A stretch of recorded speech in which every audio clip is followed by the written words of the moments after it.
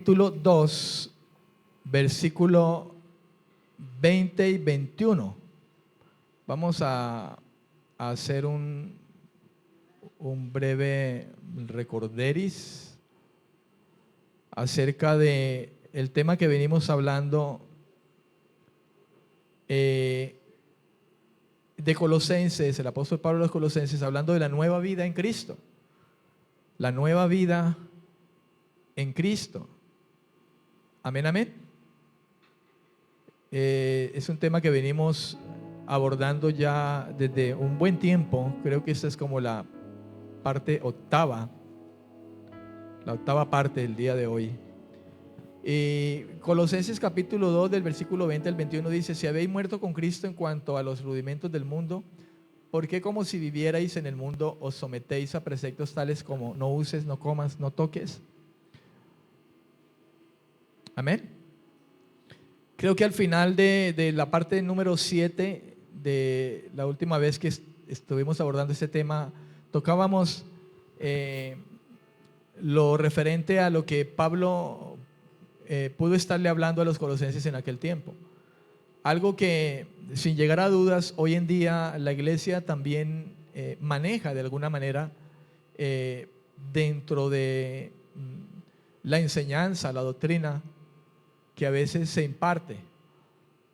Es muy común a veces, y no debiera ser así, el escuchar el que basemos la santidad de Dios o la vida que agrada a Dios o la espiritualidad basándonos en lo que comemos, hacemos, tocamos, usamos, y eso es algo irrelevante, hermano. Es verdad que como hijos de Dios debemos de ser cuidadosos en lo que practicamos, en lo que hacemos, en lo que usamos. Pero la vida espiritual no depende de eso. De que si tiene una mujer usa la falda larga, entonces es más espiritual que aquella que usa la falda hasta la rodilla. O porque el pastor se coloca saco y corbata, es más espiritual que aquel que simplemente se pone una camisa de manga corta de su pantalón normal y quizá ni corbatica, una corbatica y a lo mejor no es una corbata muy fina. Entonces miramos las apariencias por lo que usamos y decimos: no, el de saco es más ungido que ese que tiene la camisita de manga corta. Y nos fijamos en cosas tan irrelevantes, tan superficiales, cuando realmente, hermano, esas no son cosas que marcan la vida espiritual de una persona. La Biblia nos enseña a comportarnos de manera prudente, sabia. Y en la Biblia, en la palabra de Dios, hay inducciones acerca de lo correcto que debemos hacer, inclusive en lo que tiene que ver en qué usamos, qué no comemos. Pero a la larga es irrelevante. No podemos colocar esto como un énfasis en la vida espiritual de nosotros y basar nuestra vida espiritual en cosas como esas. No te pongas, no uses, no comes. Y pensar que alguien es más espiritual porque no come o porque come. Es realmente irrelevante. Es triste decirlo, pero uno encuentra congregaciones donde el trasfondo de lo que se enseña está basado simplemente en mandamientos y doctrinas de hombres. Versículo 22, lea conmigo ahora lo que Pablo continúa diciendo allí, Colosenses capítulo 2, versículo 22. Dice: todos estos preceptos son solo mandamientos y doctrinas de hombres, los cuales se destruyen con el uso. Mandamientos, preceptos de hombres. Ese mismo versículo en la traducción al lenguaje actual, escuche cómo dice: esas reglas no son más que enseñanzas humanas que con el tiempo van perdiendo su valor. Esas cosas pierden su valor si de alguna manera nosotros, los seres humanos, los hombres, como mandamientos que estipulemos, cosas como esas, le damos algún valor en el debido momento, eso no va a permanecer. Eso perderá su valor, eso dejará de ser. De hecho, nunca es relevante realmente. Lo que sí permanece para siempre es la palabra que Dios nos ha dado, nos ha puesto en el corazón y nos ha dado para que nosotros, por medio de esa palabra, nosotros abracemos las bendiciones de Dios. Fíjate, dice, con el tiempo va perdiendo su valor. Eso pasa, pero la palabra de Dios no pasa, permanece para siempre. Y el que permanece en la obediencia a la palabra del Señor, aparte de estas cosas que realmente no tienen valor, aplicados a una vida espiritual y agradable al Señor, esas cosas van a desvanecerse, pero la palabra de Dios va a permanecer. Por favor, compréndame cuando le estoy hablando acerca de el no fijarnos en qué uso, qué como, qué toco, como para que usted de pronto diga, por eso nadie me debe juzgar, entonces yo voy a usar esto de esta manera. O la mujer dice, yo voy a usar minifalda y me voy para la iglesia porque nadie me puede juzgar por mi minifalda. No interprete cosas mal interpretadas. Creo que tenemos el Espíritu Santo y el Espíritu de Dios nos guía a la verdad y al entendimiento de las cosas que la misma palabra nos enseña. Amén. Discierna, mi amado, lo que la palabra de Dios realmente nos está diciendo. Nuestra vida espiritual, no somos más espirituales porque comemos o no comemos, hacemos, no hacemos, porque usted ayuna, por ejemplo, más que alguien, porque nadie es más espiritual porque ayune más que otro. Y eso se lo puedo mostrar a través de la palabra de Dios. Isaías 58 dice, ustedes ayunan, se ponen como junco y luego salen y siguen pecando. No, arrepiéntanse, es lo que deben de hacer. Se lo puedo mostrar con la escritura. Y no estoy diciendo que usted es malo ayunar. Pero usted no puede basar su vida espiritual simplemente por el ayunar. El ayunar es algo que usted propone en su corazón con Dios. Una actitud correcta delante de Dios. Y Dios obra en su vida para que usted crezca espiritualmente. Pero no es porque sea el ayuno, no, es la disposición de su corazón. ¿Comprende lo que le estoy diciendo? Tampoco el hecho de que usted se congregue. Escuche esto, hay gente que no puede faltar a la iglesia. Y a lo mejor usted falte alguna vez, algunas veces, y porque ese mantenga metido en la iglesia no quiere decir que es espiritual. ¿Comprende lo que le estoy diciendo? Mantenga metido en la iglesia es más espiritual que quizá usted que no venga a todos los cultos. Un hermano quizá, alguien que venga, por ejemplo, a una iglesia que haga cultos todos los días y no se pierda un culto ese hermano, 365 días. Y quizá y a lo mejor ni ese hermano.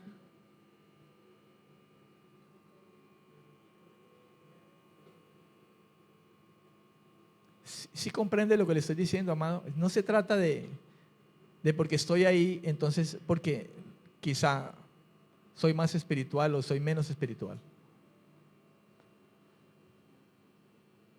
Judas estaba entre los 12 y el Señor dijo, hay uno entre nosotros que no es. Es diablo, dijo el Señor, ¿no es cierto? Y lo llamó fuerte eso, le dijo diablo directamente a él. ¿Ves? Entonces el asunto es, hermano, el hecho de saber en quién estamos realmente. ¿En quién estamos? Estar en Cristo significa estar en la voluntad de Dios. Haber sido tomado por Dios, puesto por Dios en Cristo y en esta palabra, y esta palabra en nuestros corazones, escritas en nuestros corazones, en las tablas de nuestro corazón. Ruego a Dios que pueda darnos entendimiento a todos y que todos podamos comprender lo que la Escritura nos enseña. Pablo habla acerca de que muchas de las cosas que los colosenses estaban tomando como parte de su vida espiritual, en lo que basaban su vida espiritual, era solamente mandamientos y doctrinas, enseñanzas de hombres que estaban entre ellos y se los estaban inculcando.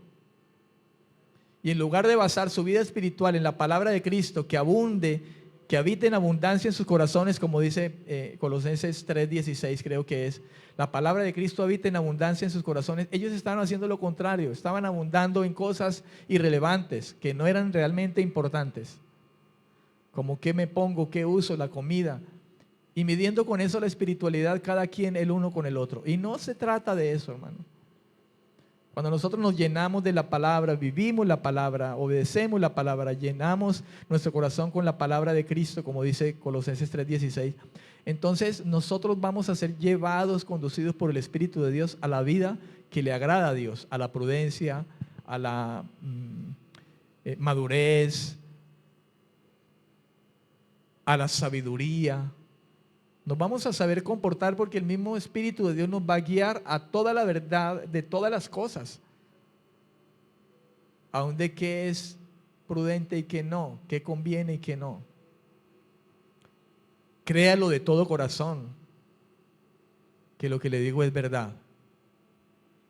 Él le va a enseñar a usted la manera como debe comportarse. Y esto es importante que usted y yo lo tengamos en cuenta. Pablo deja claro que los mandamientos de los falsos maestros no son de origen divino. En eso debemos de meditar usted y yo cuando leemos esos pasajes como estos. Lo que Pablo está diciendo, eso no viene de Dios, no lo inspiró Dios. Dios no lo ha hecho. El hombre lo ha inventado. Como sucede también en lo que dice Isaías 29, capítulo 13. En la palabra de Dios para todos dice, el Señor dice, este pueblo viene a mí con palabras y me honra de labios para afuera, pero su corazón está lejos de mí. El culto que me rinden ellos consiste en normas humanas repetidas de memoria.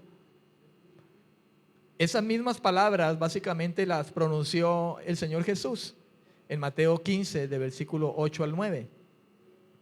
Le leo en la palabra de Dios para todos de nuevo, dice, este pueblo me honra de labios para afuera, pero su corazón está lejos de mí. De nada les sirve que me adoren porque todo lo que enseñan son normas de hombres. Si yo viniera aquí a enseñarle normas mías, lo que a mí me parece, entonces ese culto no sirve para nada ante el Señor. No es una adoración que Dios vaya a aprobar. Pero si yo estoy aquí delante de usted, hermano, como ministro de Dios, lo que yo siempre voy a tratar y rogaré a Dios siempre es de hablarle a usted conforme a las palabras de Dios y no lo que yo pienso. Ahora, si algo pienso, ruego a Dios siempre que lo que yo piense siempre esté aterrizado y fundamentado con la palabra de Dios. Si yo le digo, yo pienso esto y aquello, ruego a Dios que no lo diga de mi mero conocimiento o voluntad, o porque así opino yo, aparte de lo que dice Dios. No, que si yo le digo a usted, hermano, yo pienso que esto es porque lo fundamento en la palabra. La Biblia habla de que nosotros debemos de pensar en todo lo que es bueno, lo que es puro, lo que es de buena virtud. Eso que dice el apóstol Pablo ahí en Filipenses, hablando acerca, ¿4 qué? 8, gracias hermano por ayudarme a recordar. Filipenses 4:8, vaya rápidamente allí. Dice, por lo demás, hermanos, todo lo que es verdadero, todo lo honesto, todo lo justo, todo lo puro, todo lo amable, todo lo que es de buen nombre, si hay virtud alguna, si algo digno de alabanza, en esto pensad. ¿Sabe usted a qué se refiere Pablo cuando habla de todo lo que es justo, honesto, verdadero, virtuoso, digno de alabanza? La palabra no es otra cosa de lo que Pablo está hablando. Es lo mismo que dice David en el Salmo 19 cuando dice la palabra de Dios es perfecta, la palabra de Dios es pura, la palabra de Dios es digna. Es lo mismo. Lo que Pablo está hablando allí es, piensen siempre, en su pensamiento siempre esté presente la palabra de Dios, porque ella es digna de alabanza, ella es llena de virtud, ella es pura. No está hablando de los meros pensamientos que puedan divagar en nosotros, pensamientos positivos, no. Está hablando de la palabra de Dios. Por lo demás, hermanos, siempre piensen en lo bueno, en lo que es verdadero. Está diciendo en otras palabras, piensen siempre en la palabra de Dios, en el consejo del Señor. ¿Qué dice el Señor? Y no en qué pienso yo, qué uso, qué me pongo, qué como, y basar mi vida espiritual o que le agrada a Dios simplemente por mandamientos de hombres o preceptos humanos. Si de eso se trata, la misma Biblia nos enseña a nosotros la conducta. Inclusive habla de que debemos de ser prudentes inclusive en el vestir. La Biblia lo habla. Pero no porque un vestido te santifique, un vestido te haga ver más espiritual, no. Es más, hablaba de las mujeres, que su atavío no sea el de afuera, sino el de un corazón afable, o sea, obediente, que ama a Dios, que le obedece a Dios, que vive para Dios, para agradarle a Él. Y como vive para agradarle a Él, tiene en cuenta hasta qué se pone como vestido. Eso es lo que quiere decir el apóstol Pablo cuando habla a Timoteo acerca de eso. El versículo 23, Colosenses 2:23, estamos allí, dice: tales cosas tienen a la verdad cierta reputación de sabiduría, pues exigen cierta religiosidad, humildad y duro trato del cuerpo, pero no tienen valor alguno contra los apetitos de la carne. Fíjate lo que dice Pablo. Hay algo, ¿cómo es que dice? Alguna reputación, alguna sabiduría. ¿sí? Hay ciertas cosas que son sabias. Por ejemplo, pongamos el ejemplo del vestido. Perdónenme las mujeres que siempre tome como ejemplo, porque pues los hombres como que no tenemos problema, ¿no? De pronto comúnmente. Pero la mujer que se viste mal, ¿no es cierto? Y luego piensa en ponerse un mejor vestido, que sea más. En eso hay sabiduría y hay prudencia. Eso es lo que dice allí. De alguna manera hay cierta verdad y reputación de sabiduría. Claro, una mujer que se viste decorosamente, hay sabiduría en eso. Claro que lo hay. Pero no para basar en eso, en su vestido, quizá creerse mejor que la otra hermana o más espiritual, o el hombre que se coloca el saco y la corbata, creerse que es más espiritual, más ungido que aquel que simplemente se coloca quizá una camisa sin corbata o una camiseta. No, hermano. Aquí me paro yo y estoy hoy con este saco aquí. Si el pastor viene así como está, con su camisa de manga corta como está, y se para aquí y les trae un mensaje a usted, yo no soy más que él ni él es menos que yo por el vestido. Porque lo que realmente importa es lo que hay dentro del corazón de cada uno de nosotros. ¿Qué es lo que hablamos? ¿Qué es lo que transmitimos? Y más importante aún, que lo que transmitimos lo mostramos. No que seamos perfectos, pero lo mostramos.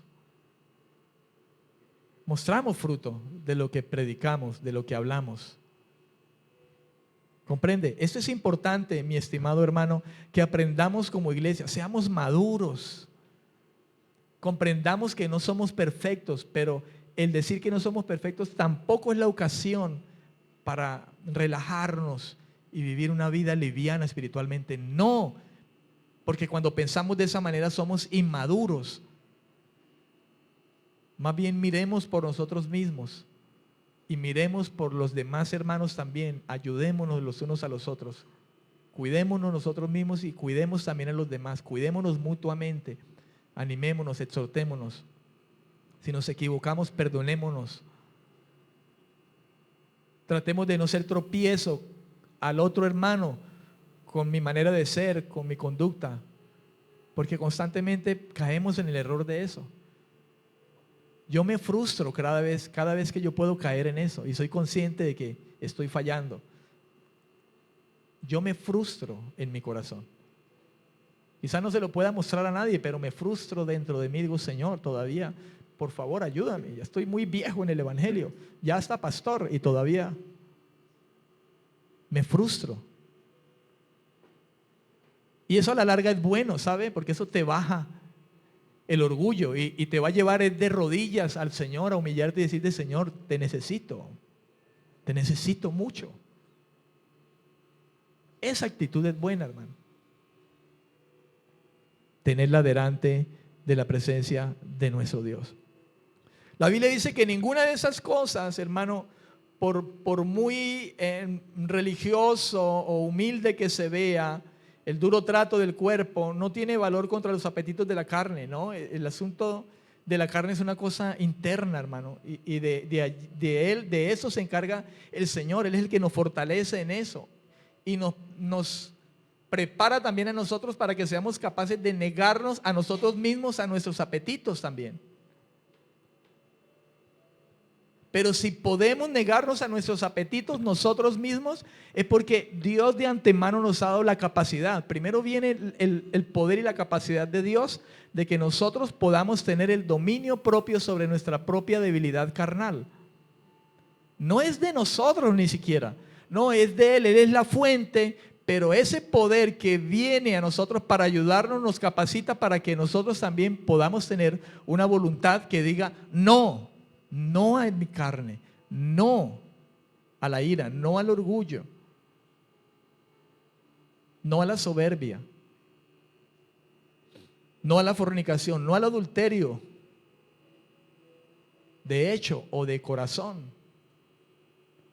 no al no perdonar, pero sí al perdonar.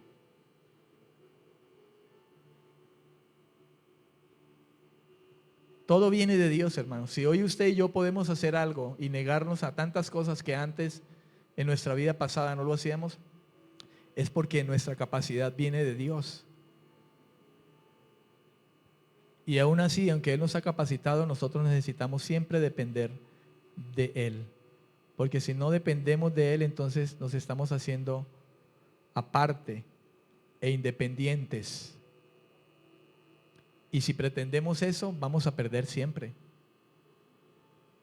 Siempre vamos a perder. ¿Recuerda usted, por ejemplo, hablando del ayuno de Isaías 58, donde dicen que se echaban cenizas, se ponían ropas ásperas y se tiraban? Y se veían, cualquiera veía a David y diría, uy, está pero humilladísimo. No fue sino hasta que él en su corazón, ¿me entiende?, pudo reconocer.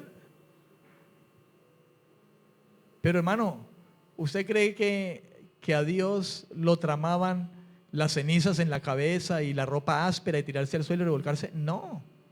Si él no veía el corazón de ese que estaba en esas cenizas ahí revolcándose, no veía el corazón verdaderamente humillado, no pasaba nada. Es más, ni necesidad habría de haberse tirado ahí y echarse cenizas. Simplemente arrepiéntase de corazón.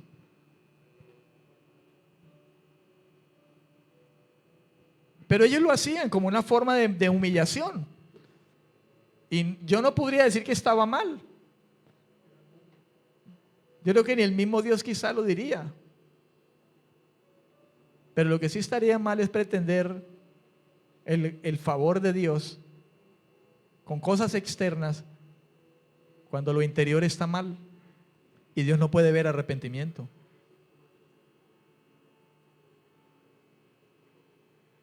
¿Ves? Qué bueno ayunar y qué bueno que usted pudiera venir los sábados aquí en la mañana, 9:30 de la mañana, y pudiera venir dispuesto, usted y Dios, usted con Dios, en ayuno. Y si no quiere ayunar, pues véngase desayunado, pero venga a buscar, venga a orar y busquemos al Señor. Una vez por semana, 9:30 de la mañana aquí. Qué bueno. Como usted dispusiera su corazón, en ayuno o sin ayuno. Amén. Pero usted con Dios.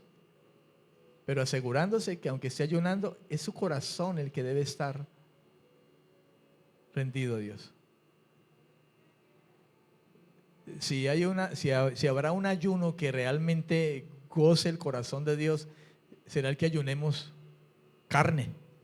Y no hablo de carne de cerdo, carne de vaca. Hablo de esas debilidades carnales de nosotros. Ayunemos ira, ayunemos orgullo, ayunemos griterías, ayunemos malicias, ayunemos iras, contiendas, pleitos. Ayunemos eso. No comamos de eso. ¿Sí o no? Más bien eso. Eso sería mejor y creo que aún hasta se gozaría más el corazón de Dios realmente. Y vuelvo y digo, no está mal en que usted disponga su corazón a ayunar. Hágalo con Dios. Es su relación con Dios. Dios mira la intención de su corazón. Porque igual da si usted es una persona que ora mucho, pero de lo que ora, nada pasa después. Vuelvo a Isaías, ustedes podrán multiplicar la oración, pero si no se arrepienten, fíjense, orar es la voluntad de Dios, pero si hay una oración con un corazón no arrepentido, un corazón que no cambia, que no se arrepiente y cambia su manera de pensar, cambia su conducta, se aparta de fallar, de estar fallando, pecando, puede orar 3, 4 horas, se levanta a las 5, 4 de la mañana, pero si su corazón no es un corazón arrepentido, de nada. Perdió el sueño de las 4 a las 6 que se levanta quizá. Más bien duerma. ¿Comprende lo que le estoy diciendo, amado? Y no estoy diciendo con esto que está mal que se levante a las 4 de la mañana o 5 de la mañana a orar. Yo no me levanto a las 4 de la mañana a orar. A menos que el Espíritu Santo me levante, pero yo no me levanto a las 4. Ay, pastor, qué carnal. Pues si usted lo hace, gloria a Dios. Pero yo a las 4 de la mañana no me levanto a orar. Pero yo oro. Y tengo mi comunión con Dios. Y estudio su palabra. Y Dios me habla. Y Dios me guía. Dios me conduce. Dios me exhorta. Dios me disciplina.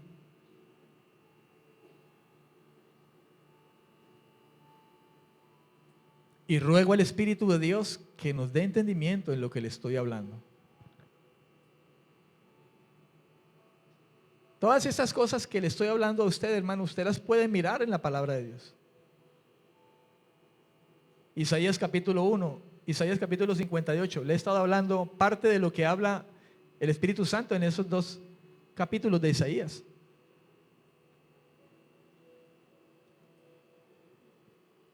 El Señor mira el corazón, no las apariencias, no las prácticas. Si la práctica es desde un corazón verdaderamente arrepentido, honesto delante de Dios, Dios recibe esa práctica, la práctica de la oración. Si tu oración no es una oración que venga de un corazón realmente rendido a Dios, honesto delante de Dios, esa práctica no la recibe el Señor, ¿no? Tus oraciones no las soporto. Tus cantos, si cantamos aquí, los músicos que estamos aquí y cantamos con un corazón distinto y no comprendiendo aún lo que estamos diciendo, tú eres santo, tú eres digno, tú eres grande, tú eres el Señor de mi vida, y no es verdad, eso no le agrada a Dios. Dios no va a recibir esos cantos. Y son prácticas que Dios nos manda a hacer. Dice, adoren a Dios todo lo que respira y hágalo con flautas, con tambores. Dios nos manda a hacerlo. Pero es con qué corazón lo hago. Es eso realmente lo relevante. Hermano, nada de lo que hagamos exteriormente, hermano, tratando de ganar puntos con Dios, servirá para algo. No sirve contra los apetitos de la carne. Solamente que usted y yo verdaderamente rindamos nuestra vida completa al Señor diariamente. Oremos y clamemos por eso cada día. Señor, ayúdame con mi debilidad y mi carne.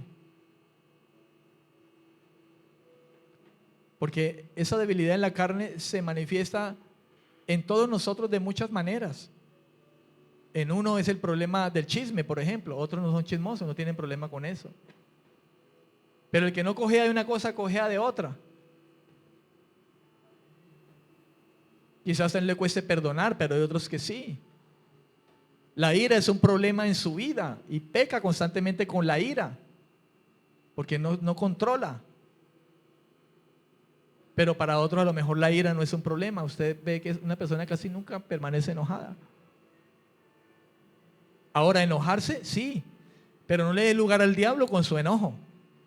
Una cosa es que usted se enoje y le dé lugar al diablo, otra es que usted se enoje, pero bajo el control del Espíritu de Dios. Yo me puedo enojar. Amén. Debemos de ser entendidos en todas esas cosas, mi hermano. ¿Cuánto le da la gloria al Señor? Debemos de ser entendidos. La carne, la naturaleza pecaminosa, hermano, con la que aún nosotros luchamos como hijos de Dios, no puede ser vencida por unos esfuerzos religiosos. Hay que congregarse, hay que congregarse. Hay que leer y estudiar la palabra, hay que leer y estudiar la palabra. Podemos ayunar, podemos ayunar. Y qué bueno que ayunáramos. Qué bueno. Hay que orar, hay que orar. Pero esas cosas solas no son suficientes, hermano amado, en cuanto a los apetitos de la carne. No, hay que considerarse muerto cada día, como dice Romanos capítulo 8. Consideraos muertos a vuestros pecados, pero vivos para con Dios. Eso es lo que dice la Escritura. Pero entonces, ¿hay que congregarse? Claro que hay que hacerlo. ¿Debemos orar? Debemos orar. ¿Hay que ayunar? Debemos ayunar. ¿Hay que leer la palabra y estudiarla? Hay que leer la palabra y estudiarla. Pero hay que obedecer. Hay que morir. Hay que caminar con Dios. Hay que apartarse. Hay que hacer las cosas que le agradan al Señor. Debemos hacerlo con el corazón correcto delante del Señor. Amén, amén. Debemos hacerlo con el corazón correcto. En la Nueva Biblia Viva, Colosenses 2:23, ese versículo de Colosenses 2:23, Nueva Biblia Viva, dice: podrán parecer muy sabias tales reglas, ya que para obedecerlas hay que ser devotos de veras, y porque son humillantes y duras para el cuerpo, pero de nada sirve en lo que a dominar los malos pensamientos y deseos se refiere. ¿Sabe? Ayunar de alguna manera guía o lleva a un duro trato del cuerpo, porque usted se abstiene de comer. Pero de nada vale eso si verdaderamente no viene de un corazón arrepentido, correcto delante del Señor.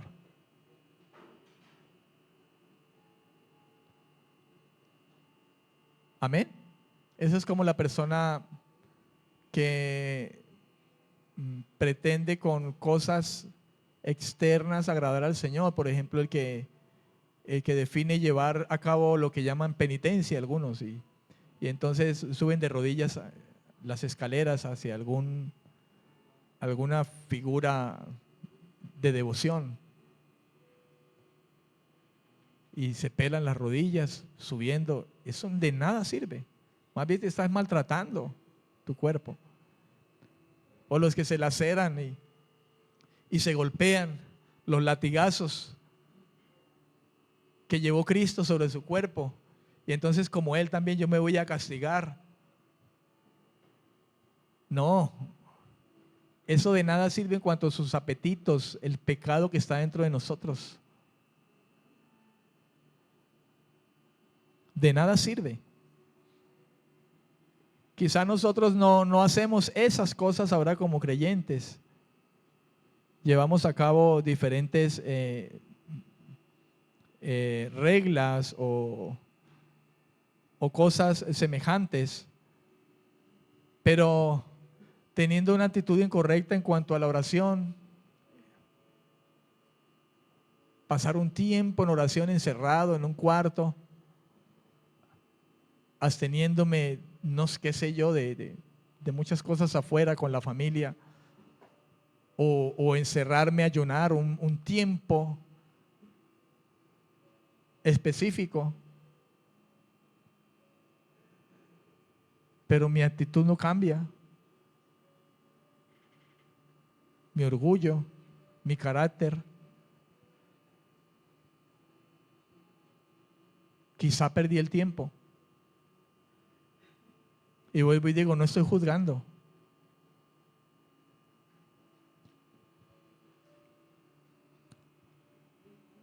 Porque no es el ayunar el que me va a cambiar. Es el Señor el que lo va a hacer en la medida que vea un corazón humillado, contrito y humillado. El Señor va a exaltar a su debido tiempo.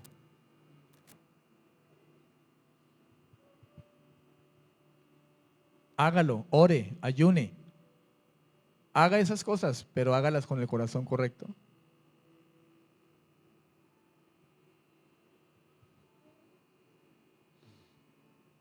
Colosenses capítulo 3, versículo 1. Los versículos del 1 al 4 de ese capítulo 3 nos ubican en pensar en la posición del creyente. La posición que usted y yo tenemos como creyentes. Capítulo 3, versículo 1 al 4. Y dice así la escritura: si pues habéis resucitado con Cristo, buscad las cosas de arriba donde está Cristo, sentado a la diestra de Dios. Poned la mira en las cosas de arriba, no en las de la tierra. Porque habéis muerto y vuestra vida está escondida con Cristo en Dios. Cuando Cristo, vuestra vida, se manifieste, entonces vosotros también seréis manifestados con Él en gloria. Y podríamos pensar en estos 4 versículos como la posición que ahora usted y yo tenemos como creyentes. En este caso, Pablo está hablándole a los colosenses de la posición que ellos tienen ahora que han llegado a la fe. Nosotros que ahora estamos frente a estas escrituras, el Espíritu Santo ahora lo dirige a nosotros. Fue escrito principalmente a los colosenses, pero es una palabra ahora para nosotros que somos iglesia igual que ellos. La posición que ahora usted y yo tenemos en Cristo. Nuestra posición ahora como personas que hemos llegado a la fe no es la misma, ni debe ser la misma que teníamos antes de haber llegado a este evangelio. De hecho, si usted recuerda en este momento quién era antes de llegar al evangelio, usted se dará cuenta en qué posición estaba. Nos damos cuenta en qué posición estábamos nosotros realmente. Si miramos nuestra conducta, nuestra manera de vivir, de pensar, antes de llegar a este evangelio y lo que somos ahora, usted y yo nos daremos cuenta de que hemos sido puestos aparte. Como dice la escritura, hemos pasado de muerte a vida, hemos pasado de las tinieblas a su luz admirable. De ser una vieja criatura a una nueva criatura. De vivir una vida de desobediencia, una vida que ahora quiere obedecer constantemente al Señor. ¿Por qué? Porque la gracia de Dios ha transformado nuestro interior.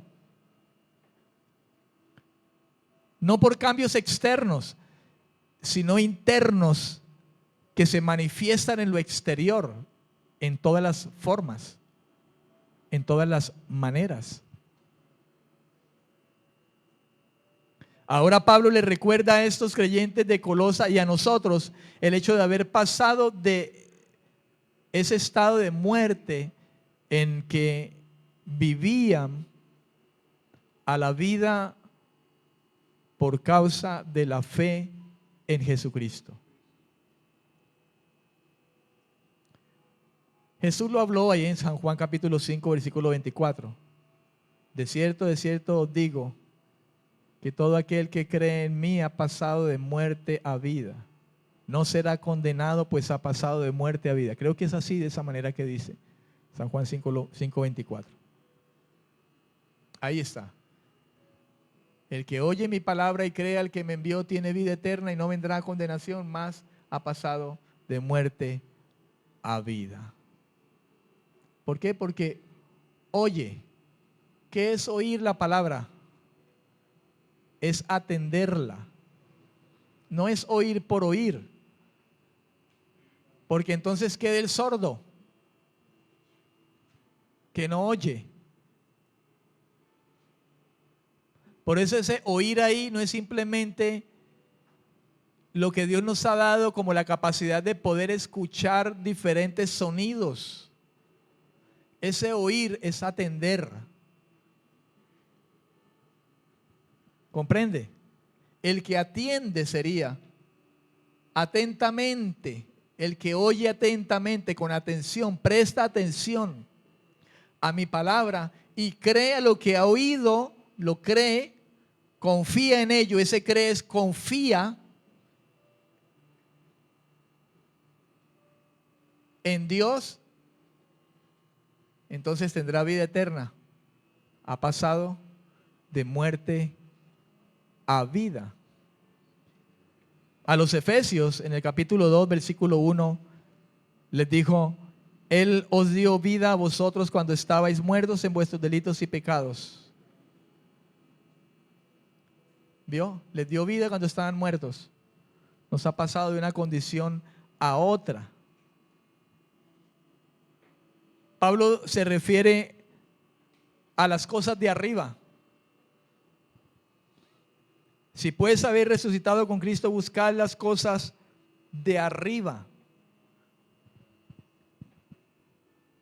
Con las cosas de arriba, Pablo habla acerca de todo lo que hace referencia al reino de Dios, que se ha acercado, que ha venido de arriba. ¿Quién vino de arriba? ¿Quién es el hombre de allá arriba, de lo alto? Cristo. ¿Qué dijo el Señor? El reino se ha acercado. O sea, vino de arriba. Y buscar las cosas de arriba es buscar la voluntad de aquel que está arriba, en el cielo. Esas son las cosas de arriba. Algún avaricioso dirá: ay, serán las calles de oro allá, las que hay que buscar. ¿Qué hay allá arriba? Calles de oro. Todo debe estar enchapado en oro. Se imagina, ¿no es cierto?, el cielo, y dirá: uy, pues vamos a buscar el oro de arriba. No, hermano, las cosas de arriba es la buena, agradable y perfecta voluntad de Dios. ¿Cuántos dicen amén? Las cosas de arriba es la justicia de Dios, es la santidad de Dios, es la misericordia de Dios, es la gracia de Dios. Esas son las cosas de arriba. La buena, agradable y perfecta voluntad del Señor, la buena palabra del Señor. Esas son las cosas de arriba.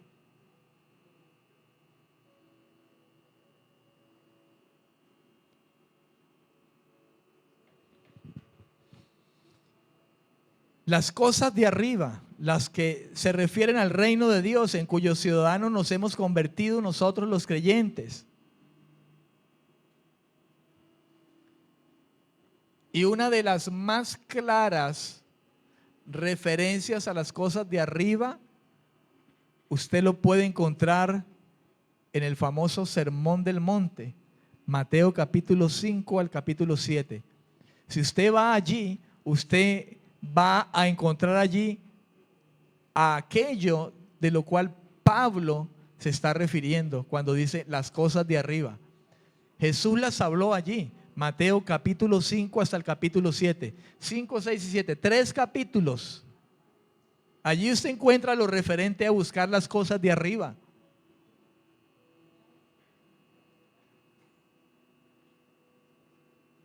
Algunos creen que las cosas de arriba es el dinero que Dios me puede dar, porque Él es el dueño de la riqueza, es el dueño del oro y la plata. Entonces busco las cosas de arriba, la plata y el oro que Dios me puede dar a mí. Y así predican muchos. Y no son esas las cosas de arriba. Las cosas de arriba son la justicia y la santidad de Dios. El reino de Dios y su justicia. Esa es su justicia, son las cosas de arriba. Lo demás, el Señor lo va a añadir porque Él sabe de qué tenemos necesidad. ¿Cuántos dicen amén? ¿Están de acuerdo conmigo, amados? Y si no está de acuerdo conmigo, pues entonces verifíquelo en la Biblia y se dará cuenta si eso no es. Voy a pedirle que esté de pie en esta mañana. Vamos a dejar allí.